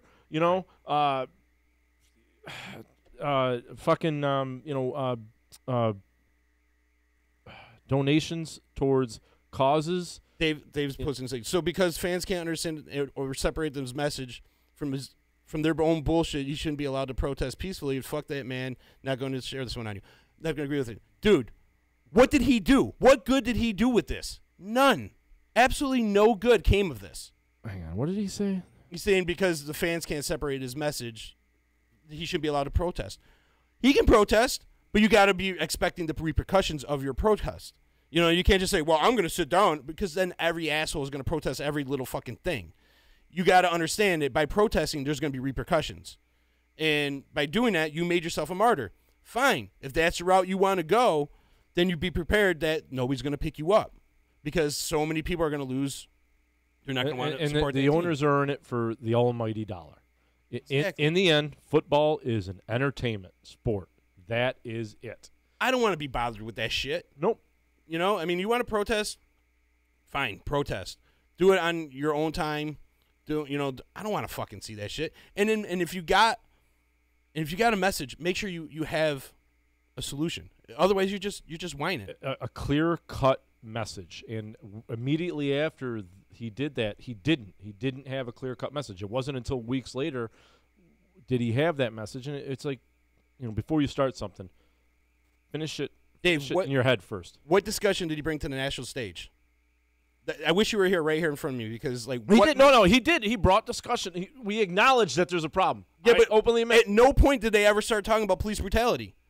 It was about the military. It got switched over to the military and disrespecting your country and disrespecting the military. I guess it depends on how you looked at it. What did you focus on more? That's what I focused on. I focused on, holy shit, there's a huge problem with the way. But then, there is a huge problem with at least the media attention of police brutality against minorities. All right? Now, I because of the fucking internet, I don't know what the actual numbers are. You see all these, numbers stating that, police crime against whites, police crime against blacks, police crime against, Mexicans, it's more against whites than it is any other. And it's like, I don't believe that. I don't want to believe it. So I don't believe what I see on the internet. I'll never know the real numbers. No, and Dave brought up a good point. He says, tell them to go back to players, stay in the locker room for the anthem. I just think that's fine. Okay, whatever. We never even showed the out of sports, and this was media blowing it all up, and everyone trying to pick sides and whatever, and never even discussing the original issue that they were trying to protest against. Is there a problem? Yes, there is. But what was his solution? What did Colin Kaepernick come to the table and say? This is what we should do. No, he just complained. Oh, people are being oppressed.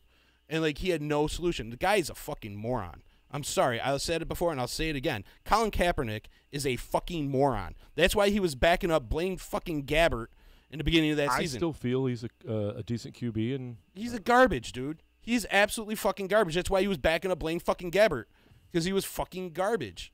And you're a garbage quarterback on the bench behind Blaine fucking Gabbert, and you're going to sit here and make yourself drop dimes. I'd rather, I'd rather maybe he was having a bad year when he came in after later in the season. If you're he was Cam doing Newton, fine. Russell Wilson, any one of these guys that actually start and play and actually have a relevant career in the NFL, and it wasn't until what's his name from Seattle, cornerback just got traded or just left to San Fran. Sherman. Sherman Douglas. Yeah, Sherman Douglas.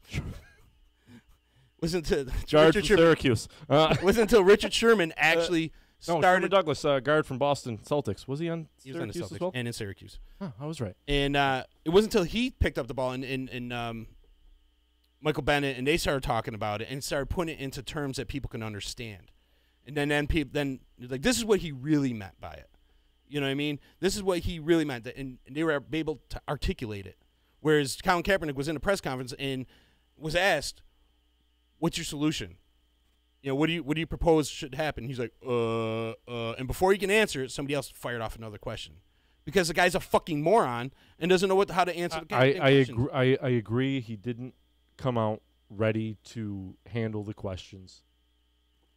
He was the wrong person. If it was Cam Newton or Russell Wilson or any other of these guys that have some clout in the NFL, right. Sherman Douglas, you got me fucking saying against Richard Sherman. One of these guys that are Pro Bowlers that are, in the league, they got some clout in the league. If they were the ones that sat down and did this protest, I don't think he wouldn't be as blackballed because they got that talent. I understand it's all about money, but, wins. Eric Reed could start in the NFL still. Kaepernick is questionable, but Eric Reed is a starting safety in the NFL. I'm really surprised he doesn't have a job. If he can't solve the problem from his position in the NFL, Dave, then he shouldn't be fucking protesting it. I'm sorry. You can make your claim. You could say that, okay, we have a problem here. Then you find a way to solution. You don't sit there and make yourself a lightning rod and then cry that everyone's against you. That you're having pushback from the NFL. I'm sorry. It just you need to have accountability for your actions. You knew this going in, that when you do this, they're going to push back on you. Well, I'm sorry, but owners want money. Anybody who hits them in their pocket gets cut, and that's why these guys aren't getting signed, regardless of what they could do on the field. If they're going to hurt an owner's pocket, that's it. And whether there is collusion amongst owners, I don't know. But I guarantee there's collusion between an owner and his GM. Don't even think about signing that guy. If I did that at my job, he's going to hurt our overall dollar. If I did something like that at my job, I would have gotten fired. Right. I tried starting a union at my job, and they put out a witch hunt on me. Right. They can't fire you, but they can put out a witch hunt. They'll put out a witch hunt and find reasons to try to fire me. Yeah. I'm all about making a stand, but this moron was not the guy to make the stand. And what ended up happening is you hurt the sport when the sport had absolutely nothing to do with it, and you just divided the country even more. Dave, you're 100% right. Nothing gets solved unless someone is willing to be the first up to take a stand. But if you're that first guy to taking that stand, you better be prepared to get the repercussions of it. And stand his ground, and you know what? Go against the NFL, and he's doing it. But I really wish he wouldn't make this about the NFL. He should make this about the police and their mistreatment of minorities. Is there a problem with yes, and I feel like the people that should be most pissed off about police brutality are the police, the good police officers out there in the world. Exactly. Which there's a ton of them out there, and I know several of them. And it's like, what's wrong with turning somebody fucking in who's tarnishing your badge? You worked hard to get where you were at. Dave, how exactly did the NFL set themselves up for this? How did the NFL have anything to do with police brutality? I'm sorry, but it doesn't. That's just horseshit. I'm sorry. Like, you must be listening to too much Tommy drama, because that is complete horseshit. The NFL had nothing to do with this. He brought it to the NFL, and the NFL actually gave everybody a chance to protest. I mean, a lot of people were bitching. Yeah, they didn't ban it. They still haven't. Right. They still allow them to do it. So the NFL had absolutely nothing to do with this.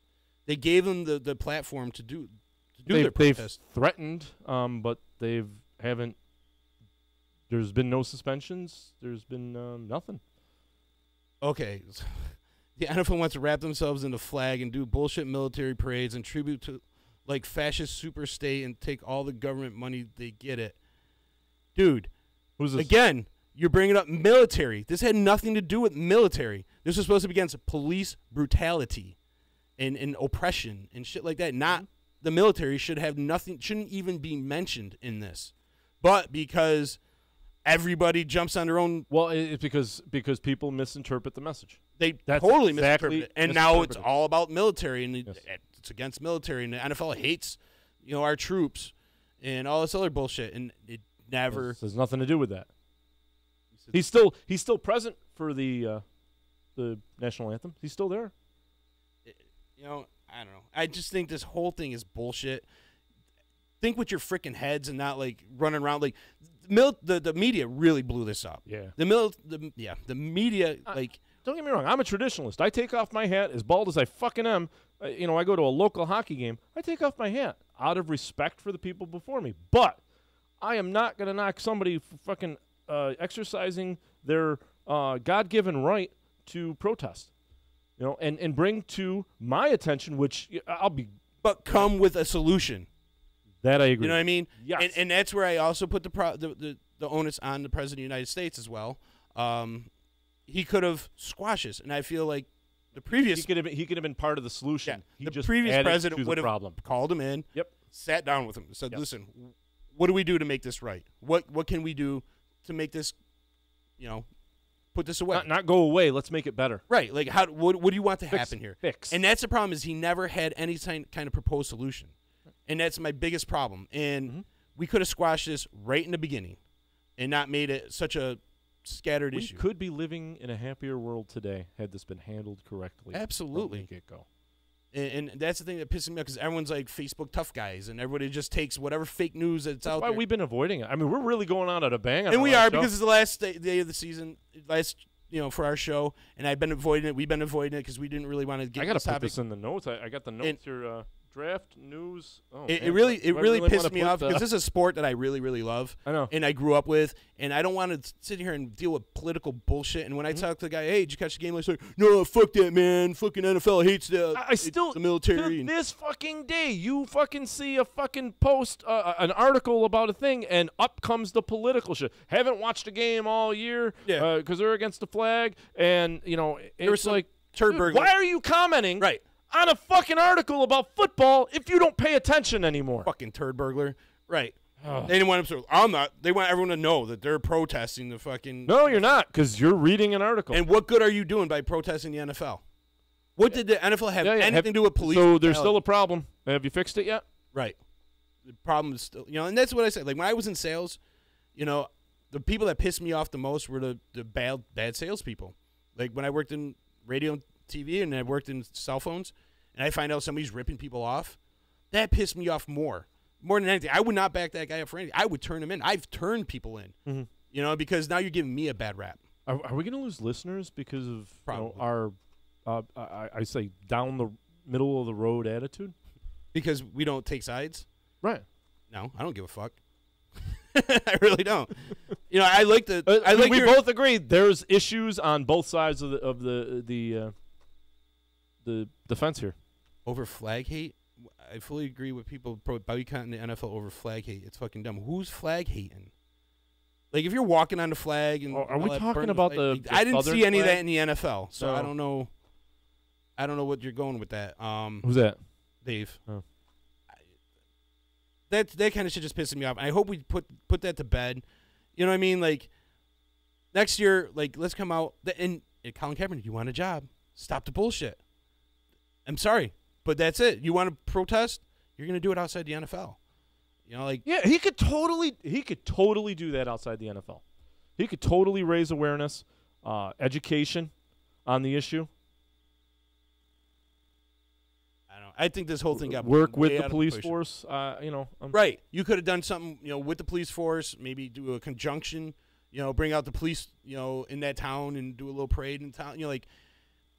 And it's getting the community behind the police. I mean, right. there shouldn't be. I mean, back in the let's go back 1920s, 1930s. There was policemen on every corner. Policemen were as comfortable with a policeman as you were your mailman. And nowadays everything's so standoffish. Greg Williams, our local New England Patriots fan, he brought that idea to me. He goes, here's the problem. He goes, instead of less police, there should be more police. You should be willing or want to talk to your policemen and report an issue. They should be your friend. It's like you shouldn't be afraid of them. You shouldn't be standoffish with them. They should be your neighbor. Oh, absolutely. And a lot of times they are. I know several police officers, and a couple of them listen to this show, and it's really personal, close friends of mine, and great people. And those are the people I feel more pissed off for, is because of all this shit, they get thrown in. Because I used to hear it all the time. I walk up and people are like, oh, you're Verizon, you're just trying to steal my money. No, I'm actually trying to help you here. Mm-hmm. I actually give a shit about my customers. Right. I don't want you to get ripped off. Right. Yeah. So I actually give a shit. And there's a lot of police officers that give a shit. And that really are trying to do great things. I mean, but to sit there and like now they got like basically a target on their back. Yes. And are there shitty cops out there? 100%. And that's what we got to do is figure out a way to weed them out. Right. And build relations, like you said, between the community and the police officers. Absolutely. I mean, they're doing it. You see every Thanksgiving, every Christmas. There's cops taking less fortunate kids on a trip through Toys R Us. Oh, they're leaving. Through a toy store to get presents for Christmas. So they're making an effort. It's like it's not like it's non-existent. It's there. We should focus on the good. Right. You focus more on the good, and more of the good will come out of everybody. And Dave, I hate to be such a middle of the road, John Kennedy, Lollipop Lane, teddy bears are alive kind of guy, but it's the world I want to live in. Right. You don't want to sit there and be thrown negativity constantly. And I'm not saying we should sweep it under the rug, but you know what? Sometimes talking about it makes it worse. I hate to say it, but the people who cry racism are the most racist people in the world.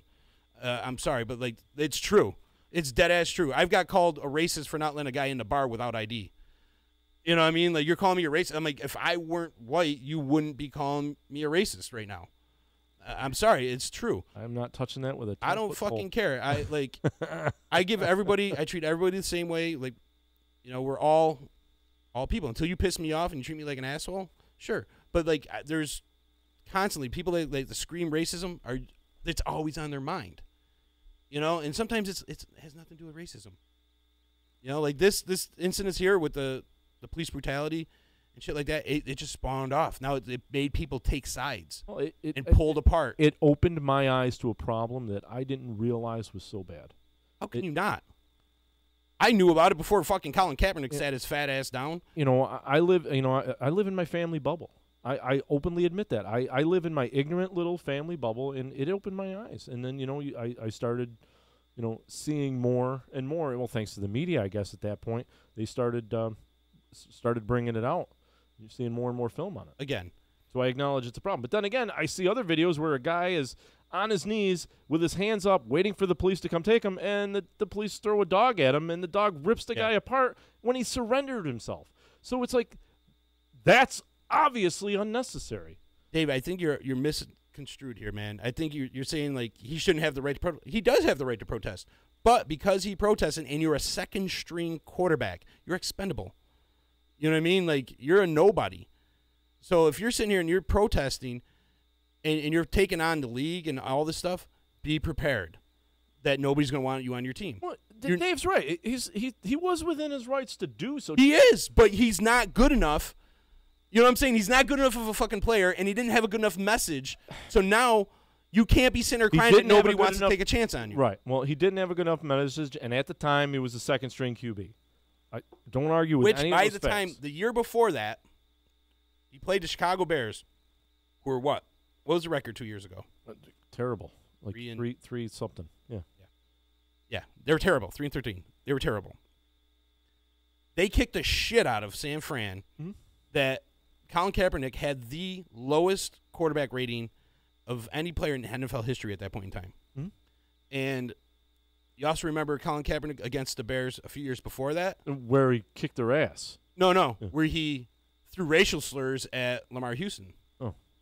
And got fined, was one of the first players for using the N-word at a player. Oh, wow. Yeah. Okay. And you can go look that up. Mr. Civil Rights guy over here, like, throwing around racial slurs. And that's what I'm saying. Like, I've hated Kaepernick even before all this started. He was a one-trick pony.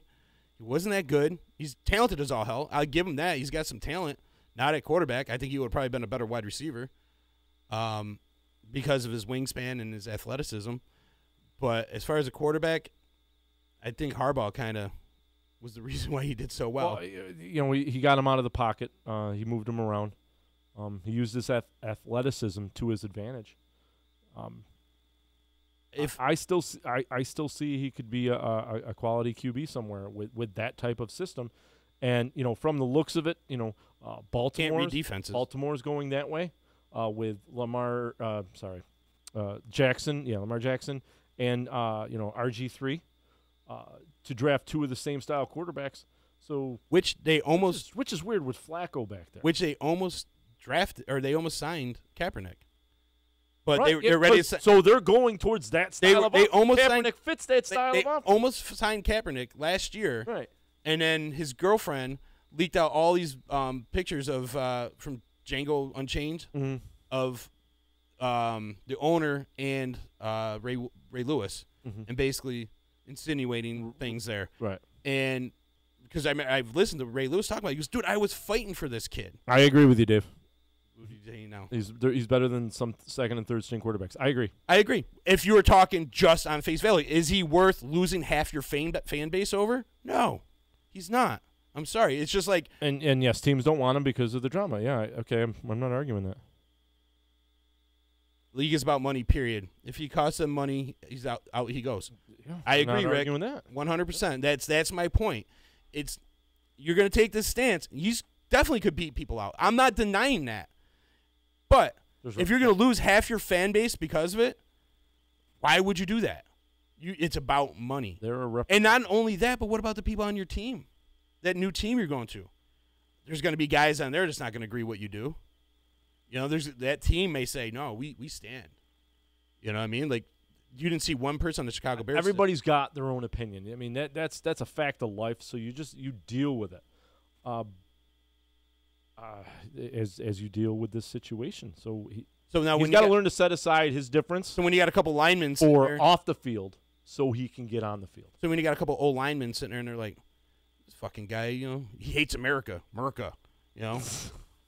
Let a couple guys go through, not block as heavily. We've seen that happen. I've seen that happen to Jay Cutler. He gets drilled. No guy's like not even blocking for him. And he says, Rick is right. He goes, drama will always follow him now. And he's absolutely right. Because you think about it, there's going to be guys that on that team aren't going to like him and aren't going to agree with what he does. I know. Some are, some aren't. I don't argue that a bit. And the fan base, you're going to lose them. So it's not worth taking that chance. He should have known this before. And if he had enough clout and he was good enough and he was an all-star, then teams are going to take a chance on him like they did with T.O. You know what I mean? T.O., a lot of people didn't want him on their team because he was drama-filled. Right. But he produced on the field. Kaepernick doesn't have that luxury. He's not that good. So that's the whole thing with Kaepernick. I don't care. The message, I understand it. I don't have a problem with him protesting. It's him doing it. He's a second-string Okay, so you're saying he's not the poster boy. He shouldn't be, no. And he had no proposed solution to his point. Or the problem at the time. And now all of a sudden he put himself out there as a lightning rod, and then when you get struck by lightning, he's crying. Well, dude, you should have known this before you started it. I'm sorry. I don't think you're a fucking hero. I don't think you're Did he raise awareness to the problem? No.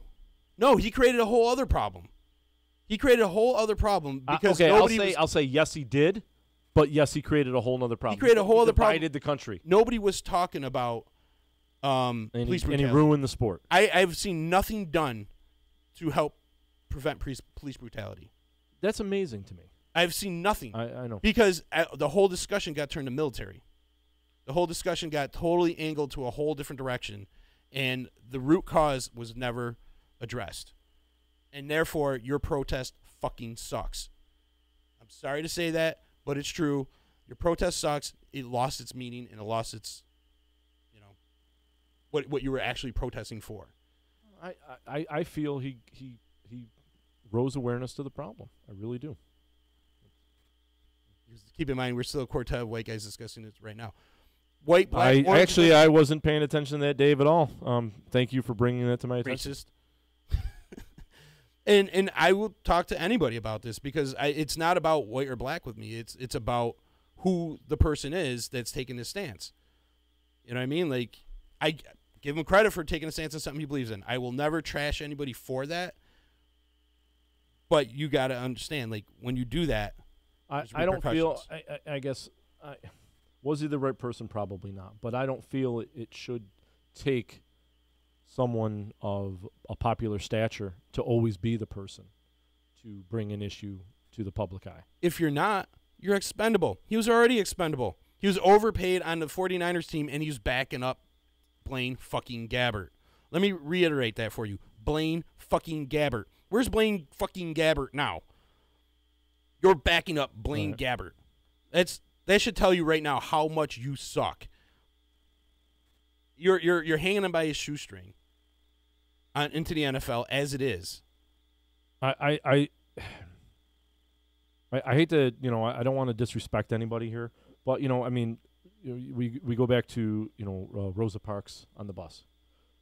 She was nobody, and she brought an issue to mainstream attention. This is what he does. He's got some clout as a backup quarterback.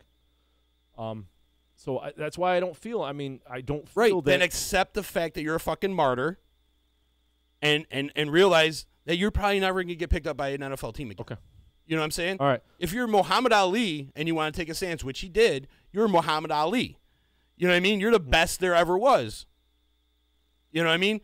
You're not Michael Spinks, who actually was a champion at one point. Right. But, if Michael Spinks took that chance, fuck, you're Michael Spinks. A beating from Tyson. Yeah.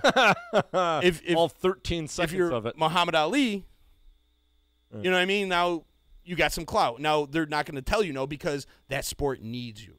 Right. You know what I'm saying? Coming from my what Kaepernick should have done. World. What Kaepernick should have done was before he took this stance, contacted a bunch of other players with clout and organized something. And if you're going to take this stance, then you organize it with a guy like a Cam Newton or maybe a Tom Brady or somebody like that, which has clout and can't just be easily disregarded.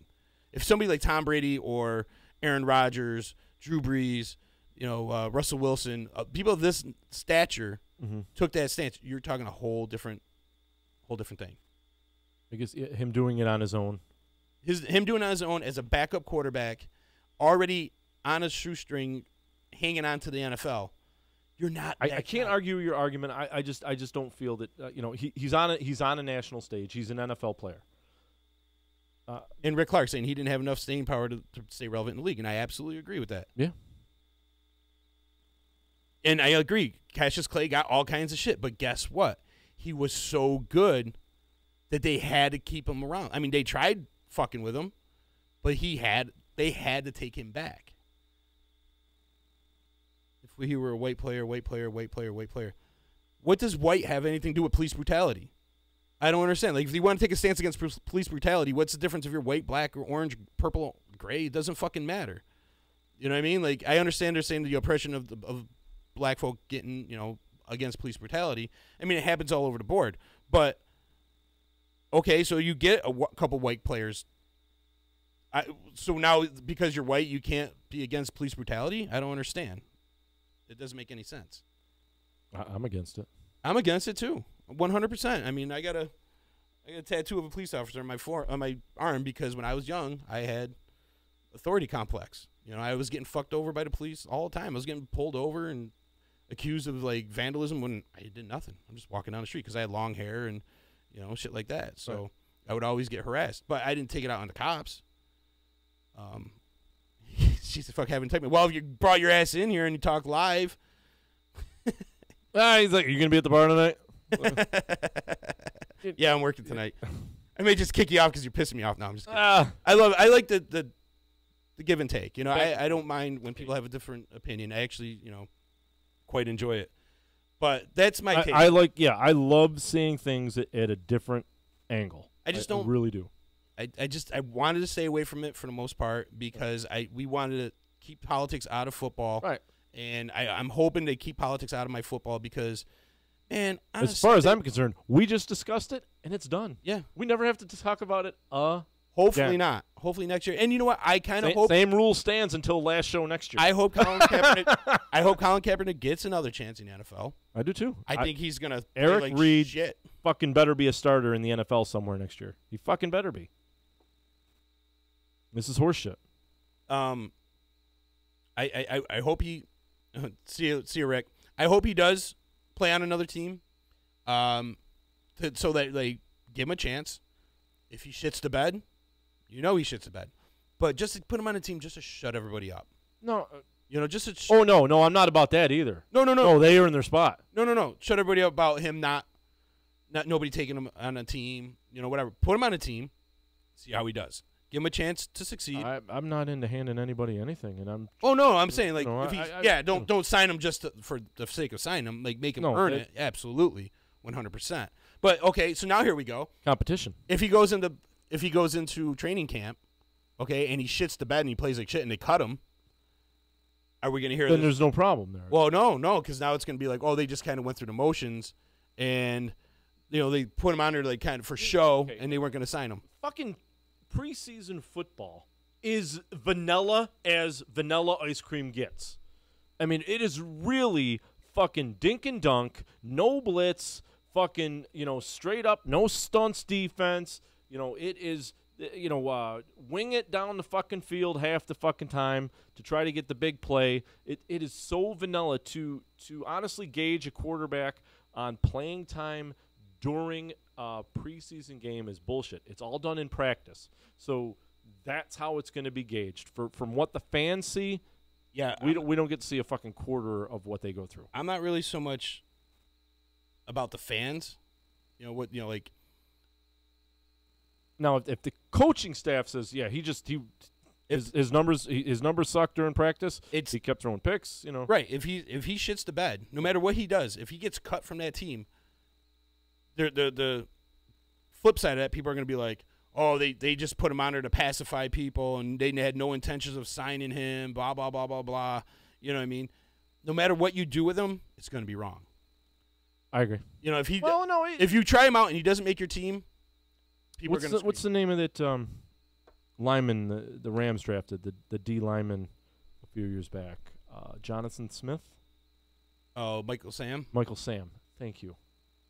A lot of people felt that way too. That you know what? He had great preseason games, but how did he do in practice? But we never know. We don't know. And like, was it one of those things that like because he? So I can't argue it because I don't want to argue ignorantly.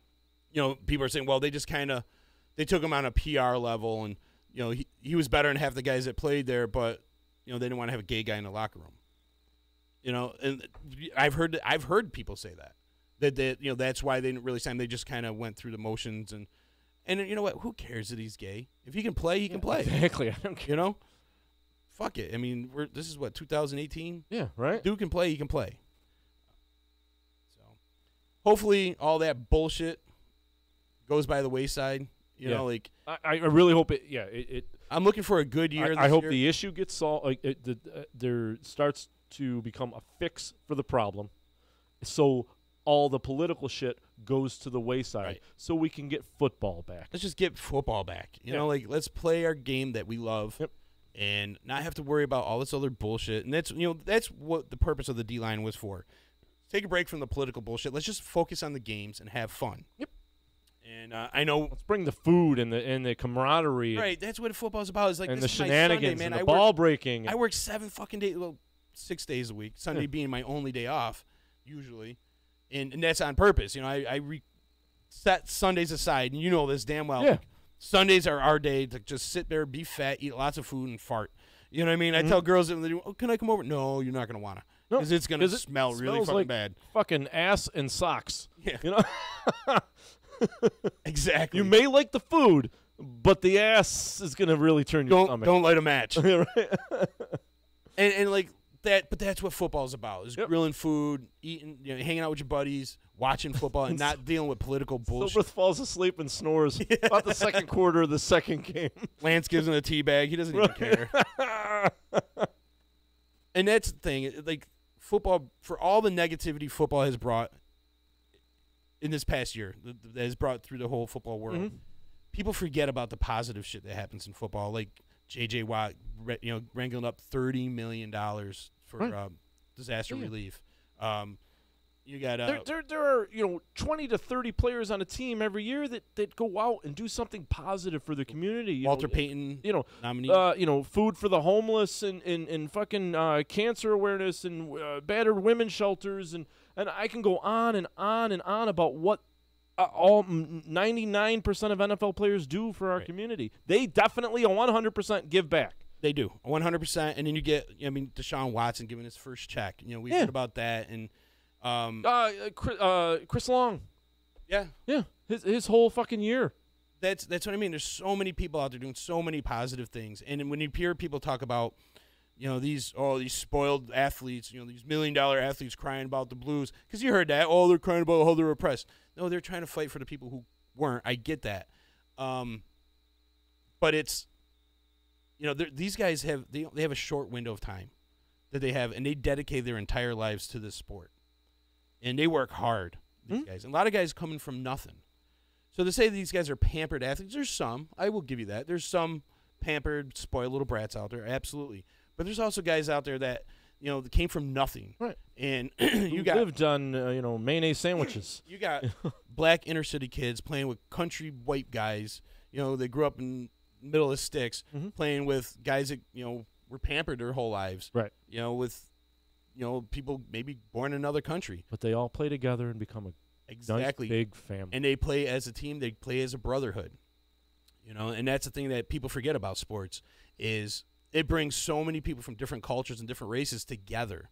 It brought us together. When I first met you, we both found out we were Bears fans. Yeah, it brought us together. And that's what sports are supposed to be. Is bringing people together, not letting not letting that bullshit. Like that guy next to you forget that he's black, or you forget that he might be, Puerto Rican or German or whatever. When you're in that huddle, you just worry Your about brothers. letting the guy next to you down. You look at Brian Urlacher and Lance Briggs, brothers. Walter Payton and Matt Suey. I'm obviously going through the Bears, but I'm saying, like that's what this Brian sport Piccolo does, people. And Gale Sayers. It brings a whole generation, a whole group of people that comes from all aspects of the world together, all different kind of belief systems, whatever, and they fight with each other as brothers. Yep. And that's just something we got to remember. Yeah, they get paid a lot of money, but they have a short window of time, and these people dedicate their entire lives to this sport.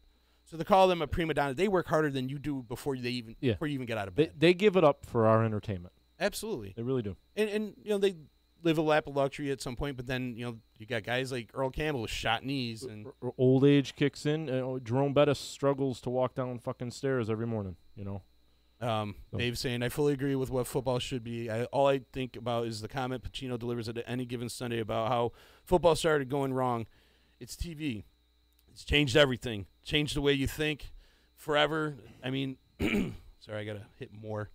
I mean, the first time they stopped the game to cut away to some fucking commercial, that was the end of it.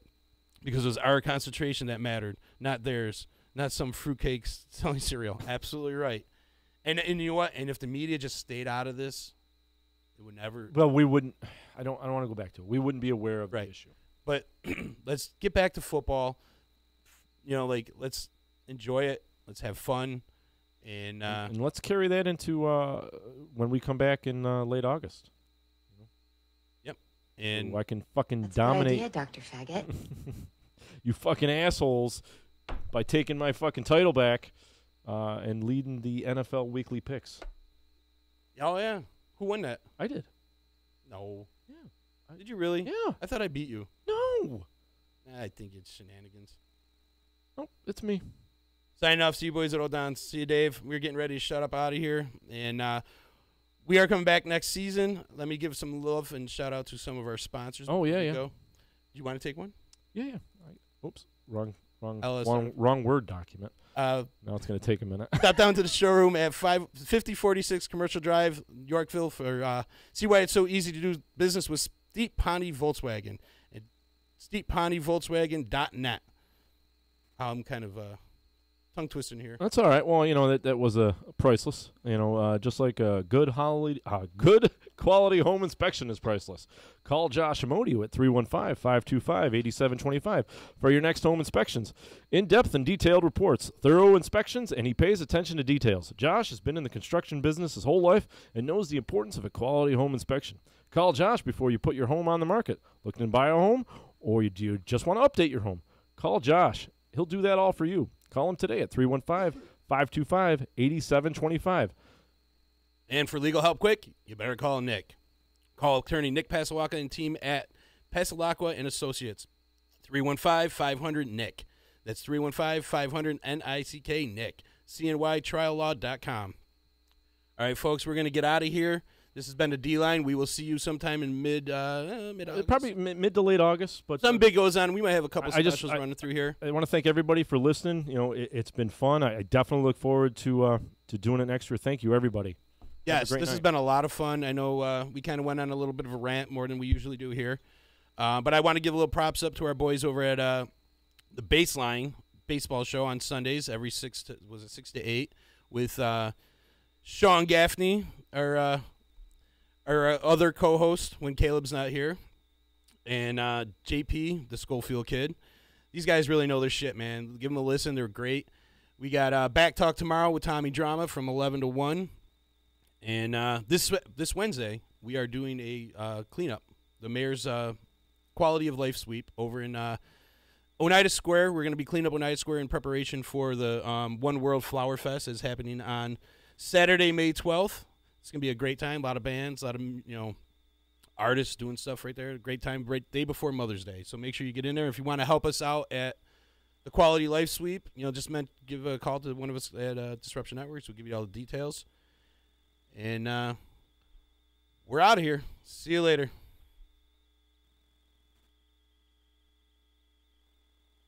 Bunch of goddamn nerds. Yeah.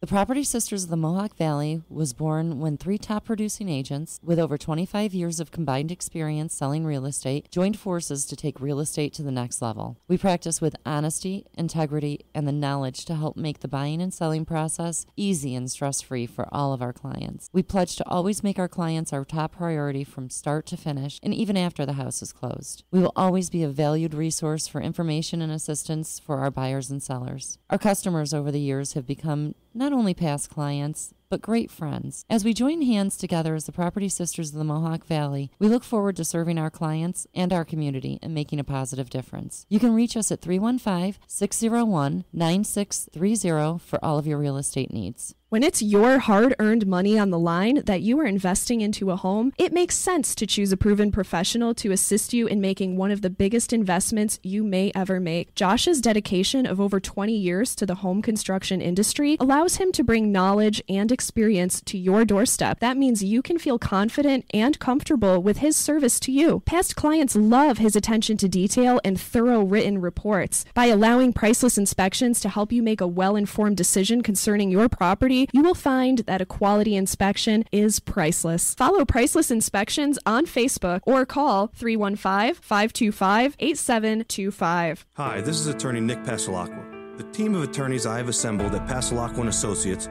has been carefully hand-picked to include the best trial attorneys in the particular areas of the law that we practice.